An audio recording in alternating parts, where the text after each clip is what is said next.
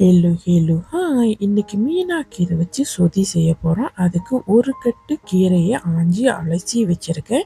இந்த சொதியில் நான் ஊடானும் நண்டும் சேர்த்துக்க போகிறேன். 1/2 கிலோவுக்கு ஊடா 2 இதையும் நல்லா சுத்தம் பண்ணி கழுவி வச்சுருக்கேன். இப்போ சட்டியில் தேவையான அளவுக்கு எண்ணெய் ஊற்றிக்கோங்க. எண்ணெய் கொஞ்சம் கூடுதலாகவே ஊற்றிக்கோங்க. எண்ணெய் நல்லா காஞ்ச பிறகு சுத்தம் பண்ணி வச்சிருக்கிற ஊடான்னு சேர்த்துக்கோங்க. சேர்த்து விட்டுட்டு நல்லா பொரிய விட்டுக்கோங்க. ஒரு 2 நிமிஷத்துக்கு மீடியம் ஃப்ளேம் வச்சு நல்லா பொரிய விட்டுக்கோங்க. பொரிஞ்சு நல்லா வந்தோடனே இது தனியாக எடுத்து வச்சுக்கோங்க. அதே எண்ணெயிலேயே நண்டும் சேர்த்துக்கோங்க. நண்டும் நல்லா எண்ணெயிலே பொரிய விட்டுக்கோங்க. இந்த ஊடானும் நண்டும் நல்லா எண்ணெயிலே பொரிய விட்டிங்கன்னா நம்மளோட சொதி கவுச்சி வாடெல்லாம் நல்லா வாசமாக கமகமாக அடிக்கும். அதனால தான் நம்ம முதல்ல எண்ணெயிலே நல்லா பொரிச்சு எடுத்துக்கிறோம். இப்போ நல்லா கலர் சேஞ்ச் ஆயிடுச்சு, எடுத்து வச்சிடலாம் தனியாக. அதே எண்ணெயில் 1/2 கரண்டி அளவுக்கு சீரகம் நல்லா பொரிஞ்சு வந்தோடனே இடித்து வச்சுருக்க 2 இன்ச்சு அளவுக்கு இஞ்சி, 4 பூண்டு இதுவும் சேர்த்து நல்லா எண்ணெயிலே வதக்கிக்கோங்க. பச்சை வாசனை போகிற வரைக்கும் எண்ணெயிலே நல்லா வதக்கிக்கோங்க. இஞ்சி பூண்டு நல்லா பொரிஞ்சிருச்சு. இப்போ ஒரு பெரிய வெங்காயத்தை இடித்து சேர்த்துக்கோங்க. நல்லா பச்சை வாசம் போன பிறகு இடித்த ஊசி மிளகாவை சேர்த்துக்கோங்க. நான் கொஞ்சமாக தான் சேர்த்துருக்கேன். உங்களுக்கு காரம் ரொம்ப பிடிக்கும்னா நீங்கள் அதிகமாகவே சேர்த்துக்கலாம். சேர்த்து விட்டுட்டு இந்த எண்ணெயிலே நல்லா பொரிய விட்டுக்கோங்க.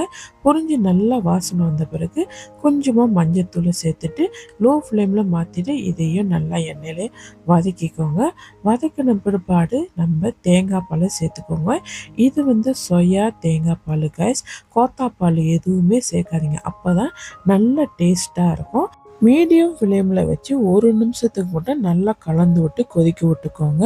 இதில் உப்பு சேர்த்துக்கோங்க. நான் ரெக்கார்ட் பண்ண மறந்துட்டேன். இப்போ 1 நிமிஷம் ஆயிடுச்சு.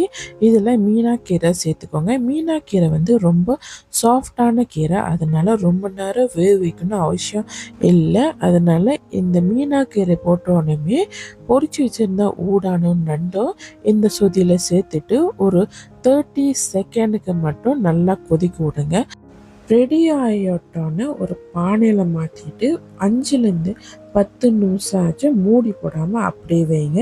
அப்போ தான் இந்த கீரையோட கலர் மாறாமல் இருக்கும், ருசியும் அப்படியே இருக்கும். அவ்வளோதான் காய், சூப்பரான மீனாக்கீரை சொதி நண்டு ஊடாம் போட்டு ரெடி ஆயிடுச்சு.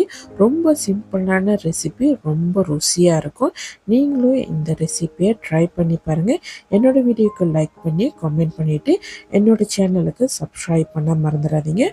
ஒரு வாரத்தில் 2 வாட்டி வீடியோ போடுவேன். என்னோடய சேனலுக்கு சப்ஸ்கிரைப் பண்ணி என்னோடய வீடியோவுக்கு சப்போர்ட் பண்ண மறந்துடாதீங்க. தேங்க்யூ.